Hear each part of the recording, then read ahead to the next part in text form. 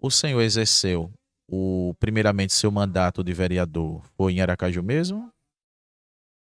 Sim, eu fui 3 vezes vereador no município de Aracaju, né? Inclusive, fui o relator da lei orgânica da cidade, que é a lei mais importante, para muitos é considerada a constituição da cidade. E por ser Aracaju a capital, ela foi a lei que, obviamente, serviu de referência para diversos municípios sergipanos. Então, já naquele meu primeiro mandato, nós fizemos um trabalho e conectava a capital aos demais municípios, especialmente aos legisladores, às câmaras municipais das diversas cidades.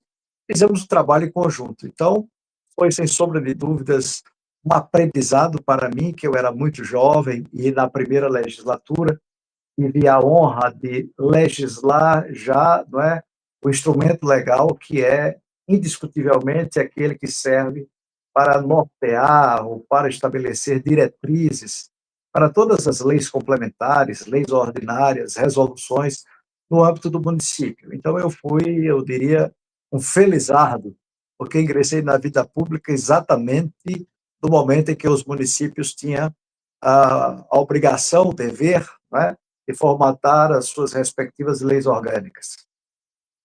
Entendi. Agora, na época que o senhor foi vereador aí em Aracaju, né, o senhor foi vereador, lembra do partido? O meu primeiro partido foi o Partido da Frente Liberal, o PFL, partido em que exerci praticamente todos os mandatos, né? Que tive a honra de ter mandatos outorgados pelo povo de Aracaju e de Sergipe.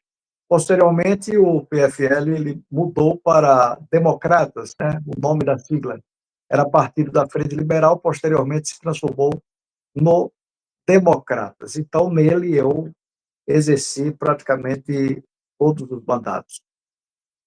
Entendi. Agora, salvo engano, é um partido considerado de direita, centro-direita. O PFL, à época, não é? Tanto o PFL quanto o Democratas, que foi o partido que sucedeu, eram partidos que defendiam o liberalismo, não é? Econômico, Estado mínimo, é o partido que defendia as teses do livre comércio, da livre iniciativa, um partido, sem sombra de dúvidas, que tinha um ideário e que nós levávamos a sério. Agora, nós estávamos sempre em aliança no âmbito nacional com o PSDB, inclusive o presidente Fernando Henrique Cardoso, que é um social-democrata, sempre teve um vice indicado pelo Partido da Frente Liberal na época, que era o Marcos Maciel, nordestino de Pernambuco. Então, o PFL, apesar de ser um partido liberal, sempre foi um partido pragmático, que apoiou teses importantes para o nosso país, como o Plano Real, que é o que sustenta a nossa economia até os dias atuais, a Lei de Responsabilidade Fiscal, que é a lei que propicia aos governantes as condições para que tenhamos parâmetros, não é, de gastos, de investimentos, de recursos para custeio e assim por diante. Então, eu acho que o PFL era um partido que tinha concepções liberais, mas que soube se adaptar bem aos tempos, não é, em que ele existiu, e diante das dificuldades do nosso país, o PFL sempre procurou apoiar as medidas e as ideias que eram fundamentais para que o nosso país tivesse crescimento econômico e elevação dos índices de desenvolvimento humano do nosso povo.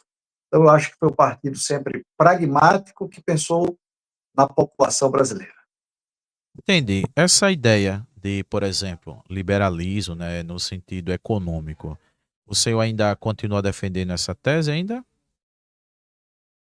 Sim, continuo liberal, eu não mudei absolutamente nada e acho que o Brasil é por si só um país liberal porque a nossa Constituição é uma Constituição que resguarda a livre iniciativa. Na verdade, hoje há uma confusão de confrontos de grupos políticos que, no meu modo de pensar, não tem nenhuma ideologia. Não é? O que a gente vê é uma briga de grupos políticos mais voltadas, eu diria, para questões de ordem comportamental, de gênero, de essas coisas que eu não tenho muito, vamos dizer assim, a falar sobre isso.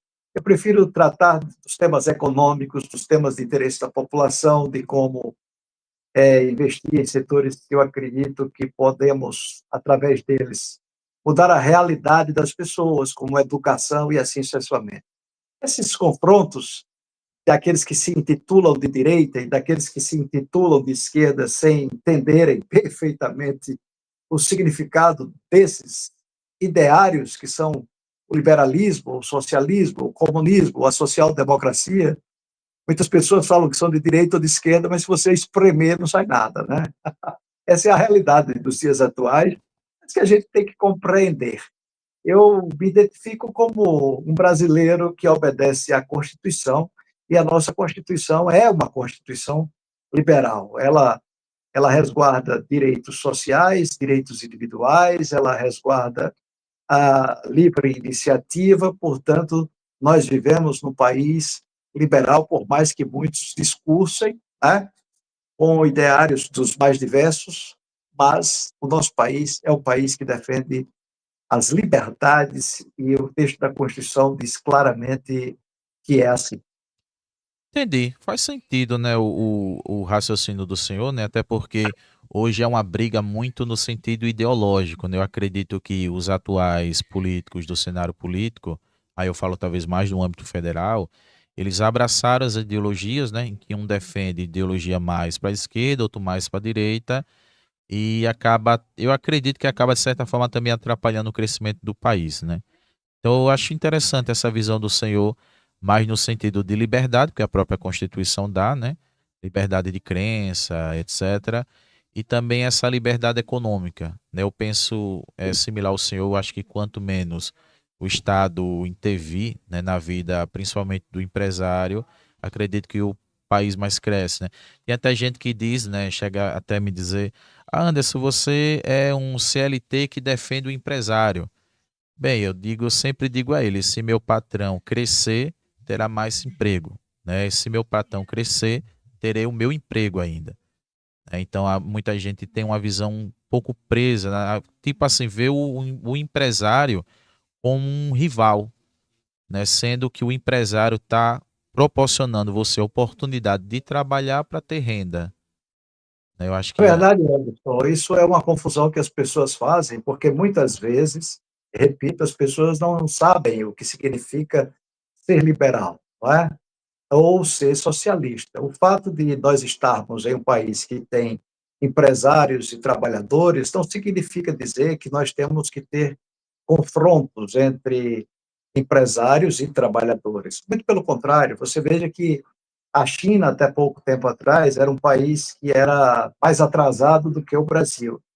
E era um país considerado um país comunista. Depois se tornou uma espécie de país socialista.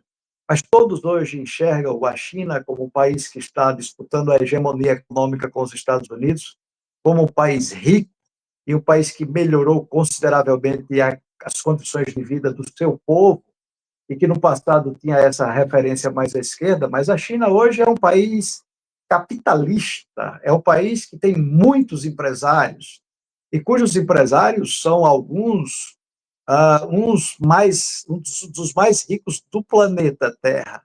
Então, até na China, vamos deixar claro, existem empresários e existem trabalhadores que procuram crescer juntos. É o que você diz, quanto mais o empresário crescer, evoluir, maior será a empresa, mais oportunidades de emprego nós teremos, melhores condições de salários podem ser propiciadas, né, se a empresa dele for pujante e evoluir, será bom para o Estado, porque o Estado vai arrecadar mais tributos, e arrecadando mais tributos pode investir em setores como saneamento, educação, segurança pública, saúde e assim por diante. Então, o fundamental é que todos cumpram os seus deveres, as suas obrigações, e cada um procure crescer, desenvolver de forma honesta. Isso é que é imprescindível para um país.